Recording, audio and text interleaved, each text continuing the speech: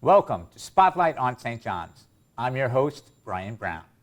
St. John's University is a unique Catholic and Vincentian institution of higher education, and St. John's is on a mission to ensure student success. Today I had the chance to sit down with Dr. Kathryn Hutchinson, Ph.D., the Vice President of Student Affairs here at St. John's. Student Affairs is an all-encompassing office that touches upon every aspect of the student experience. Kathryn brings years of professionalism and expertise to this position. Let's watch. Dr. Kathryn Hutchinson, Ph.D., Vice President for Student Affairs here at St. John's University. Thank you for stepping into the spotlight. Glad to be here, Brian. So this time last year, we were just beginning to see the real impact and effects of COVID-19. Looking back over the last 12 months and lessons learned, take us back to a year ago and how we got to where we are today. Sure. I've been reflecting on that a lot lately as we've been celebrating some anniversaries, if you will. So the first communication I sent out to the university community about the novel coronavirus, as we were all still calling it back then, was in January. This novel virus that had taken hold of Wuhan, China. Then we moved to February, where we were asking our students from the Rome campus to come back to the States because of the serious conditions happening in northern Italy and starting to creep throughout the country. And I became concerned about how long it would be until we started to see those same impacts here in the States. And it was only a couple weeks later that we ended up seeing universities across the nation closing, us included. And since then, of course, it has been a whirlwind every single day. I think for most of us, we have really come to a place where we have been able to figure out how to manage ourselves and our community and coexist with this virus that we now fondly call COVID. So I think really over the last year, we've learned a lot about the science of what we now call COVID or COVID-19. We've also learned a lot about how our behavior impacts the effect that can have on us as individuals and as a community. And we've really learned how to manage those impacts. I always like to say that the management isn't hard to do because they're all things we can do. We can stay away from crowds, we can wear a mask, we can wash our hands. But it's difficult to do because you really need to alter your way of thinking and behaving in every aspect of life. And at a place like St. John's University, where our student engagement is all about the more the merrier, right? We have events on a regular basis pre-COVID where, there's not, a few students, there's hundreds of students, and in some cases, thousands of students. And that's considered success. And so to really have to think about redesigning every aspect of the student experience, from the classroom to outside the classroom, to dining, to living in a residence hall. I really want to commend our community and our students for coming together and figuring that out, but also staying with it. It's been a year. That's a long time to alter our behaviors and to be patient. And I think they've done an incredible job with it.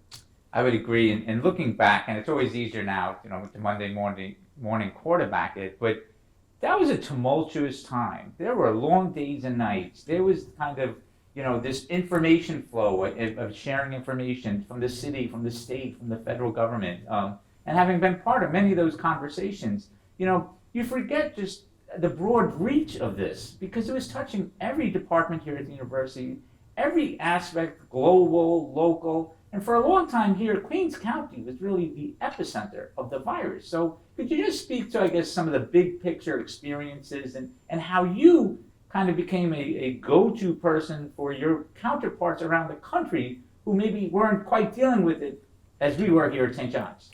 Yes, I think, as you said, Brian, we here, especially in Queens, were hit hard and early when there wasn't all the information available that there is now. And we really believed it was critically important that we were in communication with our students as much as possible, even though we had jumped to a remote environment.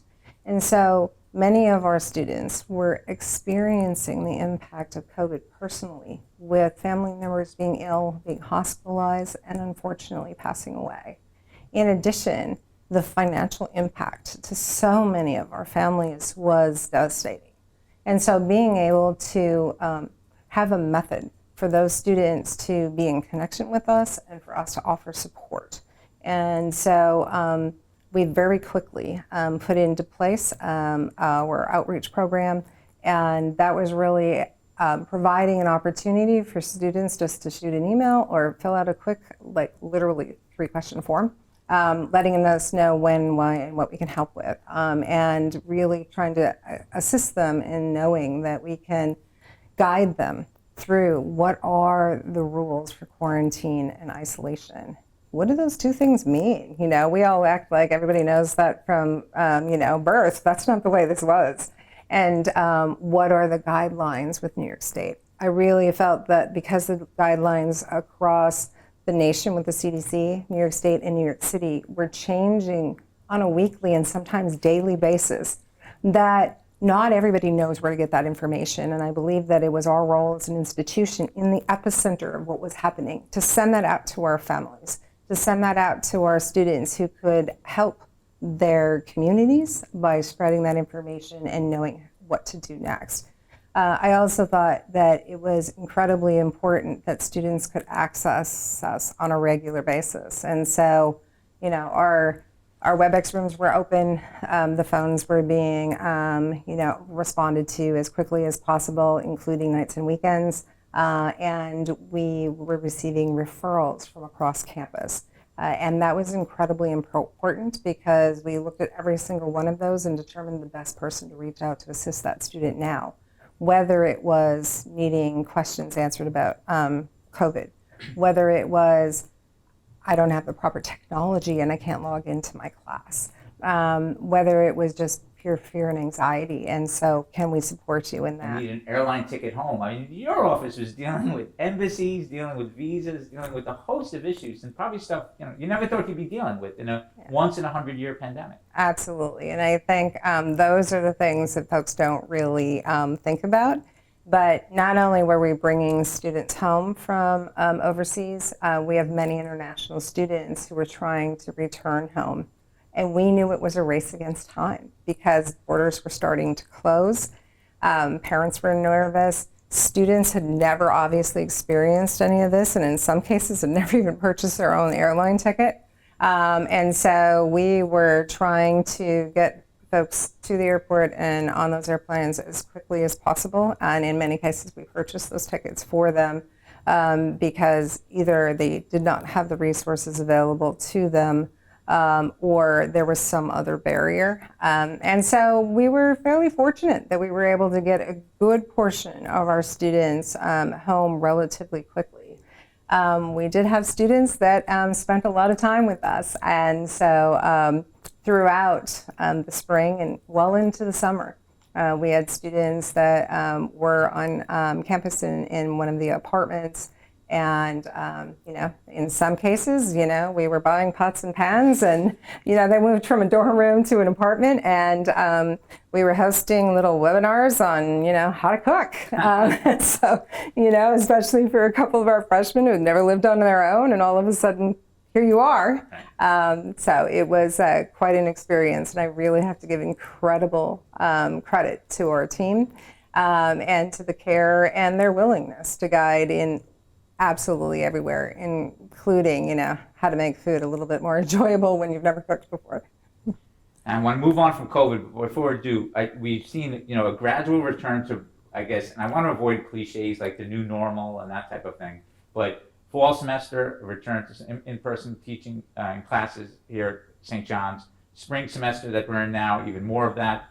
Looking forward to fall 2021, could you just kind of project how you see campus life, but also, I guess, what best practices moving forward, mindful that, we're still living in this global pandemic? Sure. I think just like we've learned over the last year best practices and really, testing, contact tracing, everybody following the guidelines, and really thinking about student support and their mental health needs was incredibly important for all of us across the country in higher ed. And I think we had a lot of insights to that because we, started a lot earlier than many others. I think the other thing that I really focused on was communication, right? Trying to communicate to students regularly so that they had information and reassurance. And in some cases, you were sending information a second, third, fourth time. But in this very challenging time, when students needed what they needed right now, that was incredibly important. And I think that is one of the things that we have continued to do. And folks are like, oh, nobody reads emails. Well, they do when they need to. And so our open rates have been above 90% for months. They know kind of on cadence when that next communication is going to come and what we need to know. And they can share that with their families. We also send them home to parents so they have a sense of it.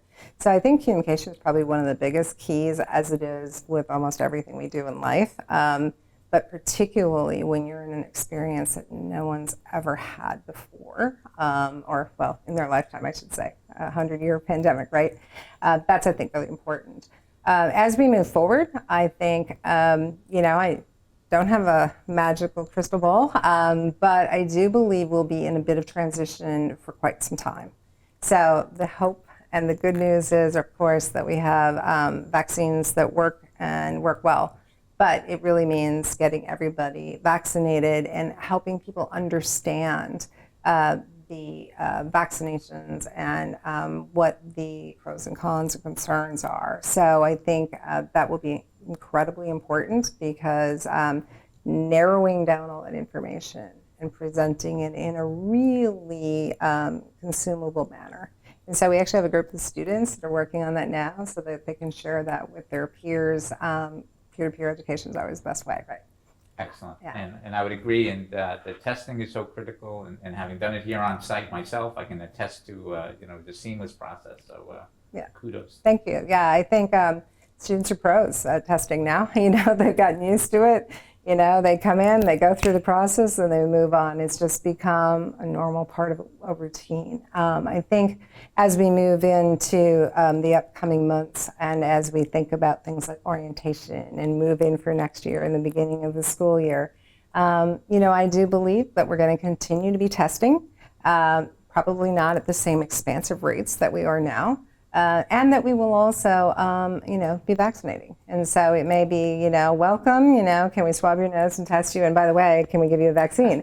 That's okay if that's what it takes and we can get to that place where our community is as protected as possible.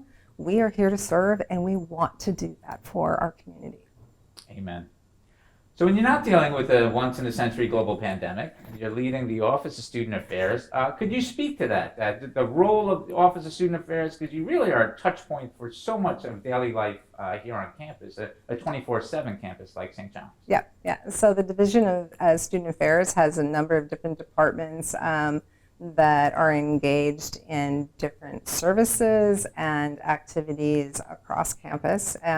A big part of it is, every aspect of the student experience, whether that is working with students in terms of co-curricular activities or health and wellness activities, right down to things like the fitness center in intramurals, right? A health center, counseling center.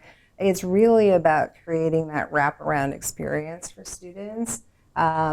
In addition to supporting many of the things that are happening with our students in terms of, their classroom experience and supporting opportunities to augment that through internships, through work with the career services and giving them exposure to our alumni and, the world of New York City in our backyard, really being able to provide opportunities for them so that they can kind of determine how they're going to move forward and impact the world with their talents.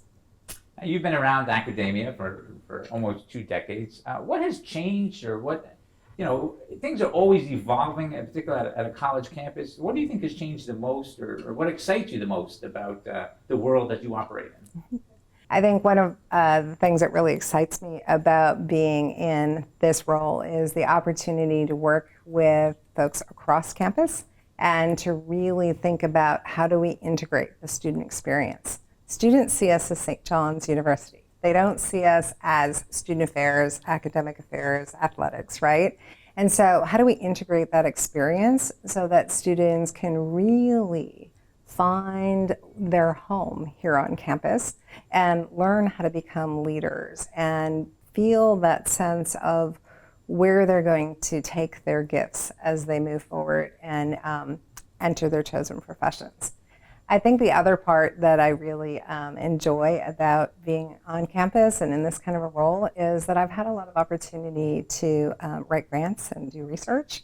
And I've had the opportunity to teach as well. And so really it gives me the opportunity to see students in all different aspects of their life here on campus. And so, the research that I've focused on over the last 2 decades has really been on trying to reduce incidents of violence and substance use on campus. Of course, high-risk populations within campus communities where there is more of a propensity towards substance use and or violence, and particularly over the last, probably 12 years, it's really focused on the reduction of violence against women on campus, and had the good fortune to be grantee of the Department of Justice Office on Violence Against Women 3 times. So, big federal grants we're talking about. Yeah, we're talking about large federal grants. Yeah. So I've received a couple $1 million in grant money to do this, and really trying to impact the way that we go about doing prevention education and training, and the way that we go about providing wraparound services for individuals who have experienced this. And I think really universities have an opportunity to reach their communities. Even for us, right here in New York City, our work has had the DA's office and NYPD involved. And many campuses that are in a more rural setting, right, they're working with their local police. We're working with the largest force in the one of the largest forces in the country. And so we've seen sustainable change. And so being able to have some of their leadership join us and look at the research and think about best practices has really changed and impacted how they respond across New York City. So I'll share an example with you. We were involved in bringing forward Ph.D. training, which is a forensic experiential trauma interviewing process, where we're really not just interviewing people who've just been traumatized and getting questions, dates, and information, but we're recognizing and educating people about the neurobiology of trauma and the fact that when somebody has been traumatized, that they're going to have pieces of memory coming back, not necessarily in chronological order, and that doesn't mean that somebody, is making something up or, why didn't you remember that before? It means that that's the process of, really trying to formulate the timeline after trauma. And so we did Ph.D. training here on campus, and we invited the DA's office and members of NYPD to join us. And they were very much impacted by it. And the NYPD Special Victims Unit has gone through the Ph.D. training, which is a significant amount of investment of time and resources for them to do that. And the Queen's DA's office, Eric Rosenbaum, has been, so he's the ADDA, right, chief in charge. And so he started with this and had his prosecutors go through the training, and then decided, maybe I could share that with my colleagues in the other boroughs. And so then prosecutors in other boroughs went through the training, and then he moved it across New York State. Wow. And so really when you're thinking about the knowledge base and the education that we develop in the research we develop in the institutions, if we can get it to the other practitioners and we can see that spread happening, it's really impactful.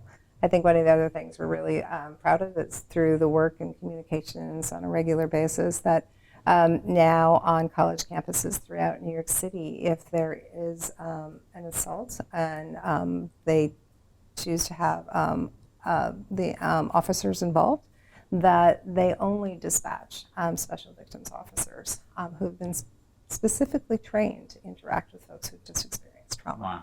So it's been That's certainly a model that other schools and regions can emulate. absolutely, and I think really huge credit to the ADA's office and to the special victims units from NYPD. They really care and want to make things better and are grateful to discuss the research and best practices. And that's one of the real many upsides of being in a big metropolitan area like New York City, is just that resources of talent and professionalism that we see at all levels of agencies that St. John's is interacting with. Yeah, I would agree with that. And I think they look to us for expertise, and we look to collaborate and to share that information. And, this has been a 12-year relationship at this point in terms of really engaging with that and seeing that change. And some people might think it's slow and incremental, but to move institutions that are of this size, even in that time frame, I think is pretty significant. So I want to pick up on that idea of change, because as someone who did St. John's student orientation 30 years ago, when it was, I think it was one afternoon or maybe half a morning kind of thing, and then having gone through it and seen all the changes over the years, in particular how parents are more involved in the orientation process, all the type of training you're talking about. Could you expand a little bit about the orientation experience and those kind of ongoing training opportunities that we have here at St. John's? Absolutely.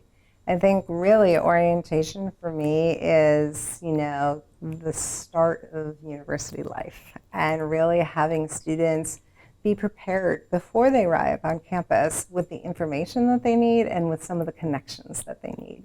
And so I think the kind of old model of orientation was, give them the information, phone numbers and names, and, let's go, right?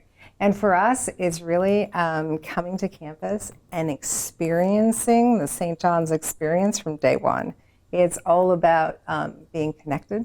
It's about thinking about all aspects of your experience.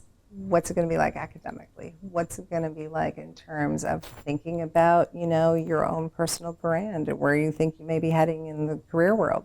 Yes, we talk about the fact that on day one, you haven't even taken a class yet. and we're already putting you out into the world of work in your professional settings. But we want you to start seeing yourself differently. And I really want you to start seeing yourself as a scholar.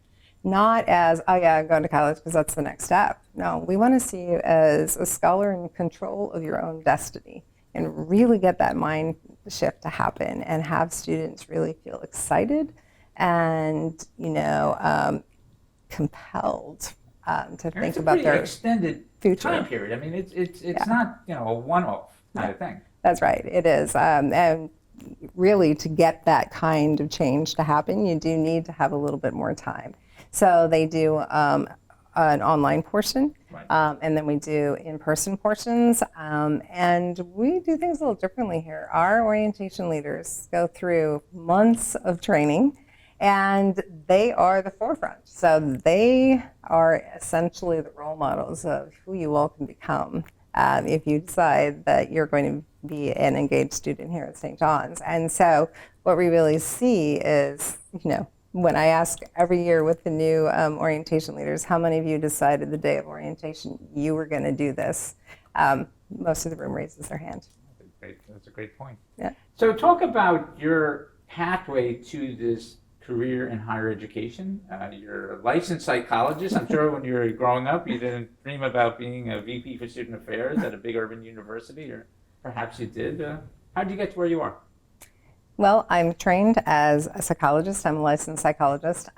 However, it was really never my goal to hang up on a shingle 40 hours a week and do just individual private therapy. That role is incredibly important, and I have done that role. But was really more focused on making sure I could still be involved in the research piece of the field. And folks who know me know I'm a bit of a numbers geek, so that's important to me. And the other aspect was I wanted to look at making broader systems impact. And so I think for me, that started out by, working in school, and then being the executive director of a counseling center, and then student wellness, and then eventually, I guess I ended up in this seat. And it was really, I think I enjoy strategic planning. I'm one of those folks that's kind of looking forward and trying to figure out what are the systems that we need to move and change in order to enhance multiple aspects of the educational experience for our students.